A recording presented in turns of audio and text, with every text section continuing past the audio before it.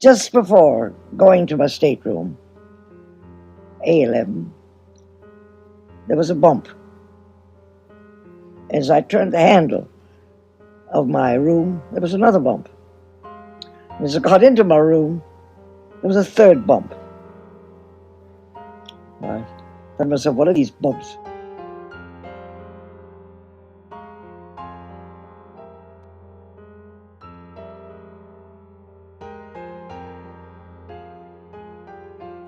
I went on watch at 8 o'clock on that Sunday night, the 14th of April, along with Moody, who was the 6th officer, and we went on the bridge with Mr. Murdoch, the 1st officer. It was a clear night. There was no signs of any fog. A set of stars was handed over to me that Lightoller had taken in the second dog watch. When I got these stars, I said, now Moody, you go around the decks and come back at 9 o'clock. I don't know whether the captain came up before 9 o'clock or after 9 o'clock, but anyway, I didn't leave the bridge until after 10 o'clock. Having worked the stars out, and when the captain came up, I showed him the position on the chart. She was just over 20 miles ahead of the dead reckoning. And at 10 o'clock, I told Moody to take over the bridge, and I reported to the 1st officer that I was going around the decks. It was the customary thing. At the time when the iceberg was reported from the crow's nest, when they struck the bells, I was sitting in my cabin having a cup of tea, and immediately got up and walked along to the bridge, about 60 feet away on the same deck. I was about halfway between the officers' quarters, the entrance to the officers' quarters and the bridge, when the crash came, and it didn't break my step. She was doing full speed, and it didn't break my step. And I got to the bridge, and the captain had evidently arrived about the same moment, and I heard him say to Murdoch, what's the matter, what have you stuck? He said, we're stuck in iceberg, sir. He said, I'm going full speed astern, sir, on the port engine. He swung her head round towards port, and she was on the swing, and that's why she was torn underneath. She was penetrated in 6 compartments. Well, whilst the captain was talking to Murdoch at the starboard wing of the bridge, I slipped down to go forward and have a look to see if I could find any damage. Nobody told me to go. You had to go down about 4 bridge ladders, you see. And I went forward to the entrance to the 3rd class. These 3rd class passengers, Southern European people, were streaming up on deck, and I went down below. I think it was 2 decks down, as low as I could go without removing any hatches or anything. I went down to the 3rd class, crossed over to the starboard side, and I walked along there and looked in the cross passages. I couldn't hear any noise. I couldn't see any damage. And I eventually came up on deck again. As I was emerging on the deck, some of these men were in bed and go to sleep again, you see. And I took this piece of ice and walked along the upper deck on the starboard side to see where the ice came from. And there, just inside of the ship's rail, there was a powdering of ice running along as though she'd compressed it. There was no wind, you see, and it would fall inboard. I came up onto the bridge again and reported to the captain, I've been down below, sir, right down as far as I could go without removing hatches or tarpaulins, right through the 3rd class accommodation forward. And I don't see any signs of any damage, not even a glass port broken. He said, did you see the carpenter anywhere, Mr. Boxall? I said, no, sir, I didn't. He said, I do wish you would go down and find him and tell him to sound the ship round for and let me know right away. Well, I didn't get down all the ladders down to the foredeck. I met water. I'm not certain if I didn't pass underneath them. But When I did eventually reach there, I found that there was such a mob standing in the gangway doors. Really, I daren't go alongside, because if they'd jumped, they would have swamped the boat. She was only a small boat. It would hold about 35 people. No buoyancy tanks in her at all. A boat that was always turned out, ready for emergency purposes like man overboard. However, I decided that it was not, that I daren't go alongside again, and I pulled off and laid off until I pulled away about a quarter of a mile, I suppose. And I couldn't, what struck me as being strange, that all the other boats, I couldn't see one of them. Long before I left the bridge, a telephone message had come through from the first officer who was aft. He'd been lowering all the starboard boat, and he'd told the quartermaster aft to report to the bridge that all the starboard boats had gone. That's a long time before I left the ship. Well, those boats must have pulled around to the port side, which was really the south side. And I was on the starboard side, on the north side of the ship, all alone. I couldn't see a boat anywhere. That is when I burnt the green light to try and attract the other boats, but I never found them. The sea was perfectly smooth when we left the ship. Every star in the heavens was visible, but there was no moon, so it was dark. And well, everything's very peaceful, no wind, and no moon, stars, smooth water, until after about an hour the wind got up and there was a little sea. For a long time we didn't move the boat when we laid off on the starboard side. You could see by the arrangements of the lights, all the lights were burning, and you could see that she was going down. You could see that her stern was getting pretty low in the water. She was certainly going down, there was no doubt about it then. And well, we got away clear of the ship, and we just laid on the oars until eventually they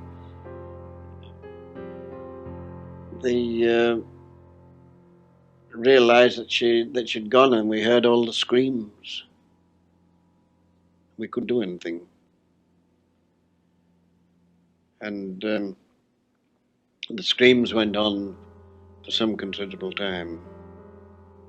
I can't remember the time when she sank, but it was in the early hours. I didn't see any ice whilst I was in the boat, but I could hear there was a little breeze sprang up before we got to the Carpathia, and I could hear the water on the ice, field ice or whatever it was.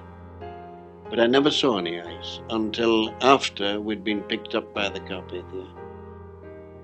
Eventually, we saw a rocket go up, and it turned out to be the Carpathia. So she'd seen my green light that I had burnt. So I burnt another one. And eventually, she steered for the position that I was in. And consequently, I was the first boat picked up. People on the Carpathia told me that it was about just before 4 o'clock, about 5 minutes to 4, I think. And I got alongside there, everything was ready, derricks was hoisted, derrick falls and bowlines in them, and there was ladders over the side. Absolutely everything had been done that was possible to be done. And the captain kept sending down to know if there was an officer in the boat and send him up at once. But I sent a message back, when I get the boat empty, then I'll come up. I've only got one sailor in the boat. And eventually the boat emptied, and then I went up to the Captain Rostron on the bridge. And he said, where is the ship? I said, she's sunk. And I said, I don't know where the other boats are. I've not seen any of them. But they'd be all to the southward of us somewhere. And it was daylight eventually before any boats were sighted. And it was 8 o'clock, I think, as near as I can remember. It was certainly broad daylight when we picked up the other boats. We cruised around in the copy with them. And eventually picked up all the other boats. And some of them were hoisted and left in their davits, and some were turned in and put on the deck. We steamed over the ground in the daylight. The Californian, she appeared. I don't remember seeing any other ships. The captain was going to put his officers on watch and watch.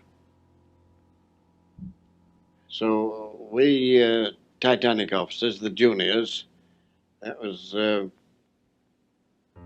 Moody and Pittman and I, we went on watches. We took soundings because we got fog all the way into New York.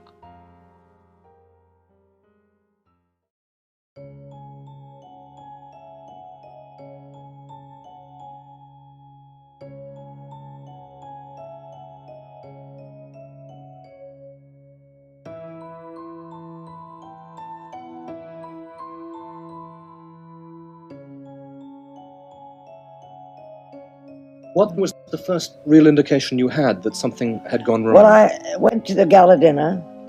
I had on a white satin evening dress. And after the gala dinner, knowing that we were going to post letters, I thought it a good idea to go up to the drawing room and write a few letters. And as I sat there writing, this was on Sunday night, the rule and regulations of White Star are lights out 11:30, especially on Sunday. So I was writing, call was lights out, and I turned to the steward and I handed him my letters and I said, I'll pay you for the stamps tomorrow morning, but take the letters, they're ready. And I walked down quietly down the hallway until I got to my stateroom. And just before going to my stateroom, A11, there was a bump. As I turned the handle of my room, there was another bump.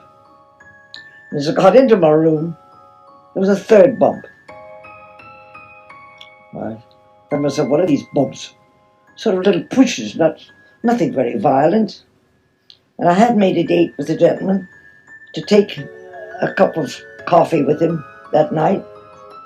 And I called out to him at a nearby stateroom and I said, come on, see what the bumps are.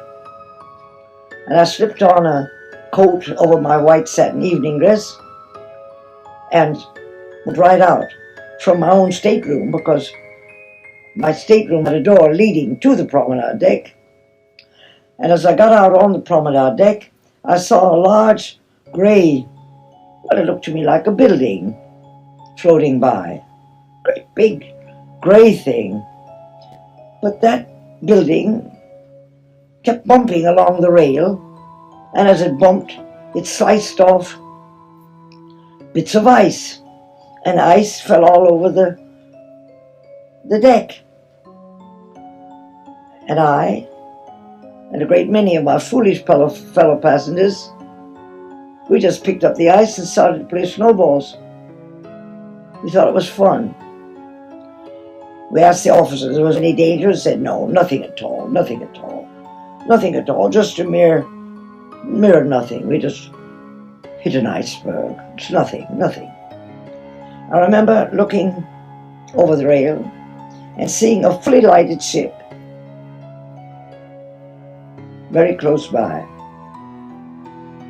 I've always said that I saw a man walking on the deck, and I did. They claim I didn't, but I was extremely far-sighted. As a matter of fact, I had defective eyesight, that I was too far-sighted.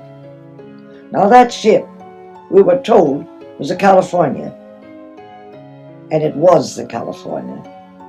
With all the denials that have been made since, it was the California. How are you so sure of that? What's that? How are you so sure of that?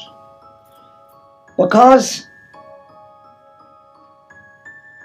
it was the only other ship, and when we got on the Carpathia, we were told by Captain Rostron that the Carpathia was standing by,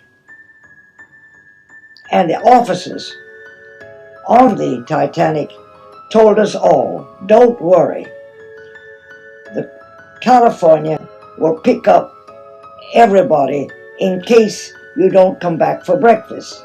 Now we were told we were only going to leave because it was rules and regulations. No danger whatsoever. We'd all be back for breakfast. And I thought it was perfectly asinine to leave a warm, comfortable ship to come back for breakfast. Oh, that was why. The English have got rules and regulations, but they're just plumb crazy. I'm sticking to this ship. And you had no idea, even long after you hit the No, I iceberg, just that you were thought in it was real danger? ridiculous. So I went to bed. I was in bed, and some man, I never yet identified who he was, came to my door, knocked at the door and said, "Madam, get up. They're claiming that women and children should leave the ship. Put on your life belt. Get up." So I got out of bed. I only had one woolen dress that was out. A sheath dress, a half a yard around the ankles, so tight that from my hips to my ankles I was practically, well, I would say I was in a potato sack. I couldn't walk. I had a hobble. In those days, they were called hobble skirts. And there I was, in this tight skirt, absolutely useless. And I put on a wool cap and a couple of foxes. I remember a white fox and a brown fox or something. And the thinnest fur coat I had, a broadtail, which I might as well have put a tissue paper on. I couldn't have been dressed more ridiculously. And lovely velvet slippers with diamond buckles. Now I promised my mother never to leave my little mascot. I thought nothing of danger, and the little mascot was left on my dressing table. But I did do something. It was clearly idiotic. I locked the windows of all of my staterooms. I locked every trunk. I locked the bureau drawers and the cupboards. I took all the keys, the trunk keys,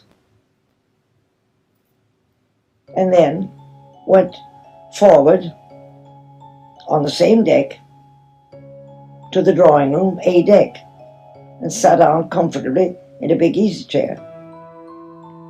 And as I sat there, Wareham, my steward, came along, and I said, "Wareham, here's my trunk keys, and my stateroom keys, all my keys. I understand we're being taken off the ship, and maybe you're going to be towed to Newfoundland, and maybe I won't come back in time. So here's my trunk keys. When you get to Newfoundland, you go to the customs and send my trunks down to New York, will you?" He said, "You go on in, kiss your trunks goodbye." I said, "Do you think there's danger?" "Well," he said, "I've got 5 children at home. I'm a bit worried." I believe I kissed my trunks goodbye. Oh, I said, "For goodness sakes, go back and get my pig." It's on the dressing table. And I handed him the key to my stateroom. And he came back with the pig. And my fellow passengers looked at me in utter disgust. I noticed a great many passengers forming a queue, taking their jewelry and their money from the safe. Well, I thought everything would be safer and safe, so I left all my jewelry and I left all my money in the safe. And this little pig was never a money bag. It's been associated over the years on television shows and films that I had enough cupidity to save my money bank. I never saved a penny, not a nickel. And it took me 3.5 years of acute starvation to pay back my debts. So I had my little pig, and I felt safe. Now, why did I have the little pig? How did I come to have it? You tell me.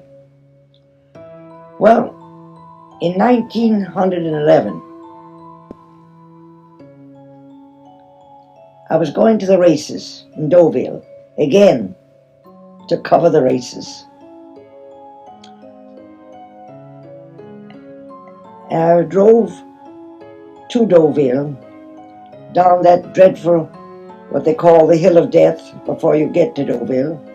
The young man who was driving the car took the wheel, didn't permit his chauffeur to drive the car. He'd never driven a car in his life before, and he went headlong into a tree. Everybody was killed but me. Were it not for the fact, Ismay spied me. He called out to me, he said, "All women and children, I thought had left the ship. Come up here." And I walked up to B-deck, and Bruce Ismay picked me up, well, it was almost as if I was a rat terrier, and threw me down a little winding iron staircase. I fell down the iron staircase. I sat, and all night long I played the machich. And the poor little children were so interested in the music box that most of them stopped crying. Excepting one little fellow. He squealed like a pig. And strangely enough, years later, only a few years ago, there was a reunion of Titanic survivors in New York. Very few of us. And a great big strapping 6-footer came up to me. I believe he said he was a grandfather. Said to me, "I was one of the babies in your lifeboat." And I said, "Well, I don't recognize you. You look so different today." He said, "Yes, I'm grown up now. But my mother's here." And then I remembered that that little baby had been thrown by his mother in the wastebasket, and she just walked off the ship, took a lifeboat, forgot all about the baby, and only remembered when she got on the Carpathia that she ever did have a baby. And were it not for the stewardess that heard a whimpering in the wastebasket in one of the cabins, that 6-footer would not have been there to talk to me. So that's the only time I've ever been reunited with one of the babies. And how long was it before the Carpathia picked you up? Well, we left the ship at 10 minutes to 2. It was 5 minutes to 8, they told me. And we got alongside of the Carpathia the next morning. And at that time, Bruce Ismay pulled up alongside in a lace-frilled shirt, black trousers with stripes, braids down, no overcoat, not dressed, and not in a lifeboat, as people claim, standing up in the last collapsible raft. And he came alongside a few minutes after we, the last lifeboat, pulled alongside of the Carpathia. I boarded the Carpathia around about 8 o'clock. They put us on little wooden planks with a rope around us. I think they call it boatswain's cradles or something of that kind. I'm not very up on nautical terms. I ought to be, but I'm not. Have you ever travelled by boat since? I only travel by ship. I never would travel by aeroplane. And I've travelled time and again since. And Franklin of the White Star made me return 6 months later in the same cabin with the same setup so that I would not be frightened and I would never be conscious on an ocean steamer. But after the Titanic, on the same White Star Line, I was on the Majestic when she broke in half, and I was on the Olympic when she struck a tidal wave. As a matter of fact, a great many of the captains sort of avoided me, and I often wonder if the Titanic could have escaped me. I really believe sometimes I sunk the Titanic.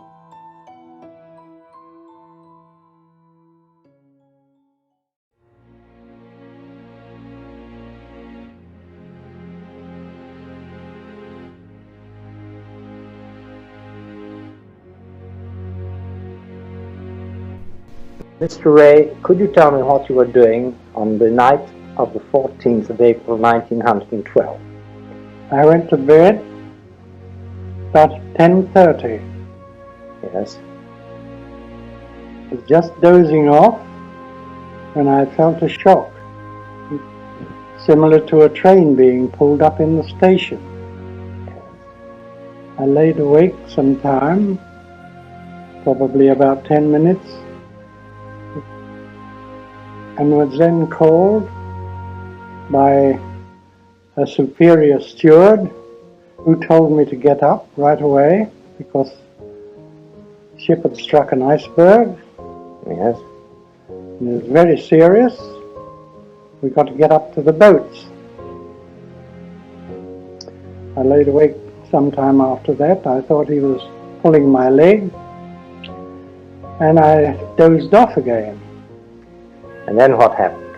Somebody else came and shouted out in the doorway, "All hands to the boats." Then I thought it was time to get up. So you got up, and what did you do then?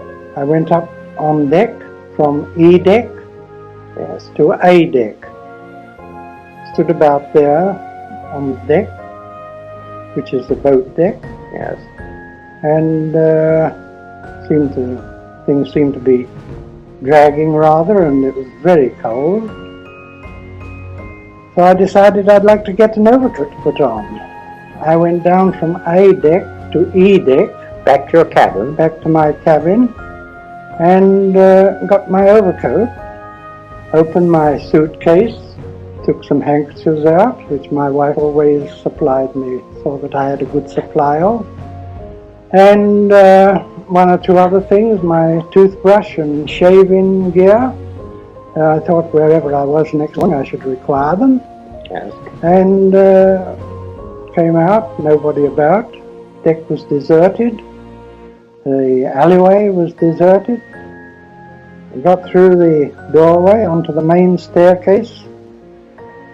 There I met Mr. Rothschild walking up the main staircase, and we joined company, and I walked up with him, and he started talking about the accident. He said he didn't think it was serious enough to trouble, and I said, well, I've got to get along. I said, I'm one of the members of the crew, and they'll want me for rowing. And so I went up. On the way up, I saw the purser with 5 of the staff of the purser's office, with the safes open, and they had mail bags there. They were putting the jewels and jewel boxes into the mail bags, laughing and talking, chatting one to the other.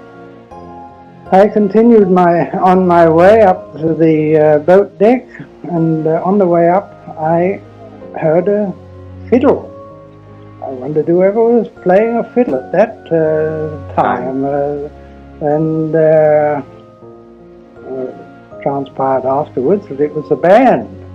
I thought it might be a passenger playing a fiddle. Did you recognize what tune they were playing? No, they weren't playing any tune. They were They were tuning up on the fiddle. And I went along to the boat, number 13 boat. I saw that it was nearly full up. I started putting other passengers and people in, helping them over the boat, over the rail into the boat. There was one very fat lady there, and she was crying out. She didn't want to go into a boat. She says, I've never been in an open boat in my life. And she said, I don't want to go. And I said, well, you've got to go, so you better keep quiet. And it took about 4 men and 2 men in the boat and about 2 on the deck to hoist her over the rail to get her into the boat. And eventually we got her in. And then I saw somebody else helping the people in. I recognized a man named Washington Dodge. He was a recorder in San Francisco. And I'd met him on the Olympic on a previous occasion, and I persuaded him to come back on the Titanic. And of course, when we sailed from Southampton, I recognized him, and we had a chinwag and talked to one another. And he had a wife and a little boy, about 4 years old, about as high as that. And they all got in the same boat? No, they didn't. I said, where's your wife and little boy? He said, they've gone in another boat. And I said, come on. I said, you get in this boat. I said, we should want somebody to row. And later on the Carpathia, when his wife said, how did you come to get in the boat? He said, I was ordered in by an officer. I had my peak cap on, which he'd never seen me in before. He recognized me as an officer and took my order and got into the boat. There were at this time, I presume, no women or children left on the deck? No, there were no children or anybody, as a matter of fact. Only the where would the other people have been at this time then? Well, they were inside, must have been inside the ship. I could see the whole length of the ship because it was light. The lights were on the ship at that time, and there was nobody inside. So, in fact, they thought they were safer in their own cabins. They didn't realize that... The people that didn't get into the boats didn't want to get into the boats until it was too late. I see. Well, then, your boat was lowered? Boat was lowered, and very jumpy business. So first you were tipping up this way, and then you were tipping up that way, and I thought if we get in the water all right, we should be very lucky. And eventually we did get in the water, and next problem was to get the boat loose from the ship so that we didn't go down with the ship. So you succeeded in doing that and pulling away, and then you watched the ship go down. Watched the lights. Portholes disappearing one after the other, and everybody in the boat was anxious to get away before the ship went down because they thought that they said we're alongside the ship. When she goes down, we should be sucked down with her and the boat will be upset. But how many people would you have had in your boat? 62. 62? That was almost... They counted them on the Carpathia. You see, when each boat came up, they got the number of the boat, and they counted them as we went up.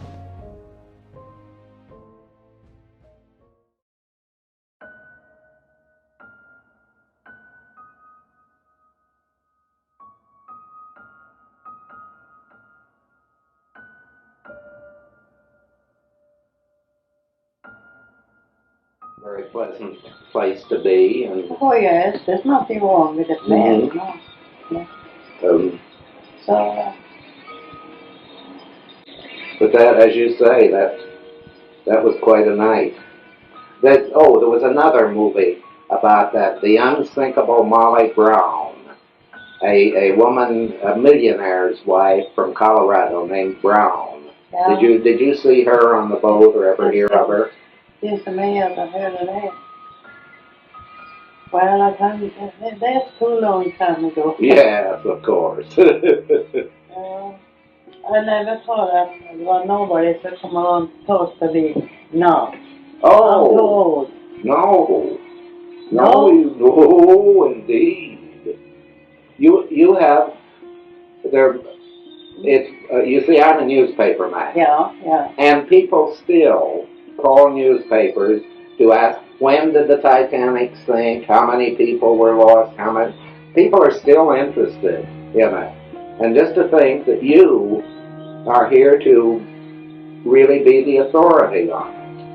Yes, I know that. That's true, but I don't know. It's funny that people have to come here before, Yes. you know. Mm-hmm. Yes. But for 60 years ago, it's an awful long time. Yeah, I was young myself 60 years ago. Yes, you were. I brought this clipping along. You've seen that, haven't you? From the Des Moines Register.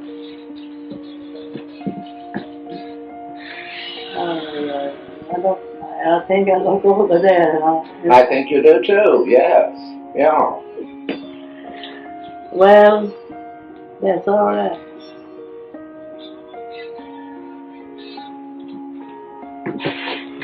When did you take that?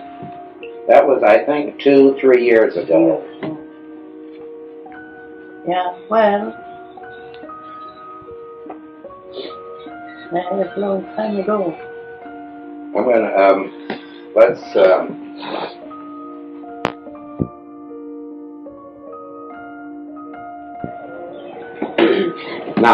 now we're going to talk for history. I am Joseph Mossman. This is October 24th, 1974, and I am talking with Mrs. Anna Gustafson about the night of April the 15th, 1912, when the world was shocked by the news that the great ocean liner, the Titanic, had sunk in the Atlantic Ocean off the coast of Newfoundland, and with a loss of about 1,500 lives. Is that right, Mrs. Gustafson? Had you gone to bed and to sleep when No. did you hear the ship hit the iceberg? Well, they tried to keep it away from the people. Ah. And they didn't say more than they have to. Of course. And I understand that. So we didn't know if the ship was going down so fast. Yes. They went awful fast the whole time. Yes. So that was awful shock. It's awful shock to people. You got into a lifeboat. Well, yes, I come in a lifeboat, but I was not there very long. You weren't? No, you see, the ship went down, you know, and they tried to take the people up. Another boat, I don't know what it was. So there was still dark, you know. Yes. Did you travel from your home in Sweden to England to board the Titanic? Yeah. The big unsinkable Titanic, wasn't it? Yeah. Oh, that must have been exciting.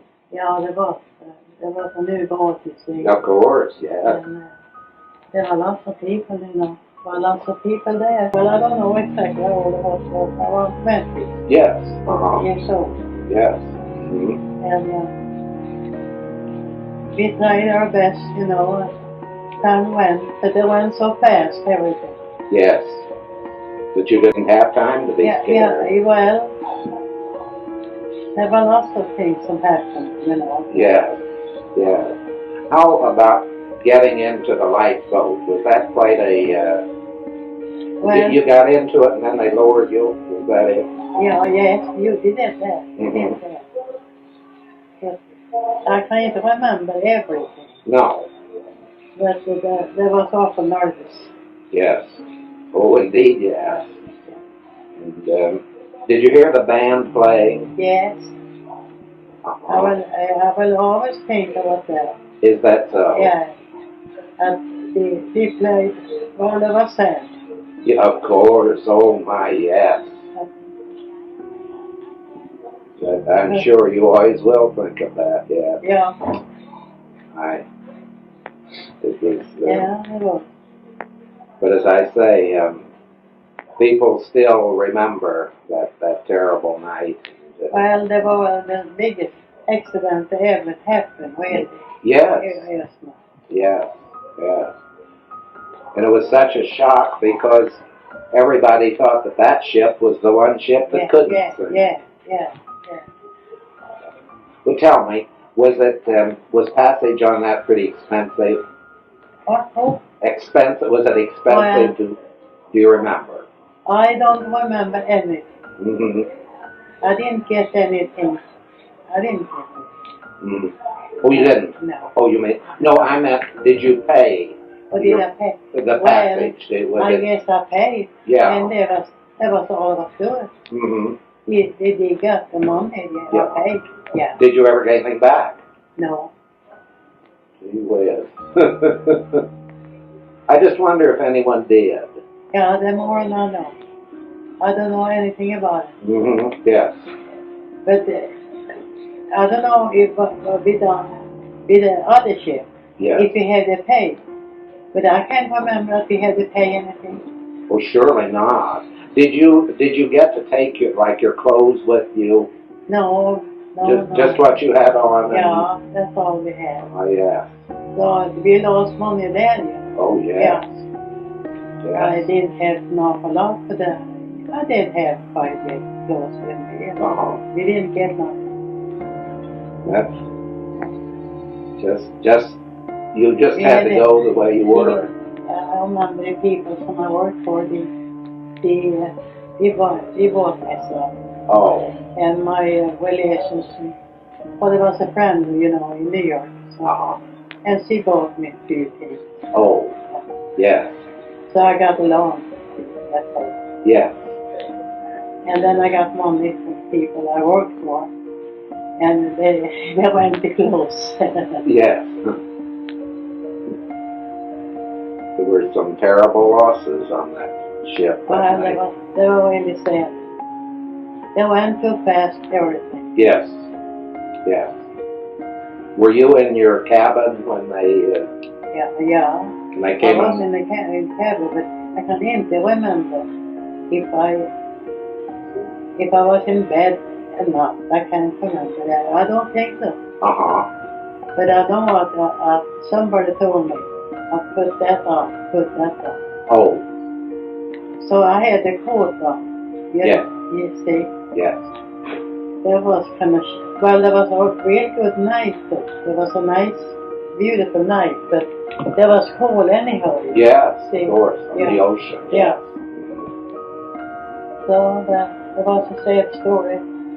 It was indeed, yes. But it's as I said before, it's wonderful to have you here to tell us about it.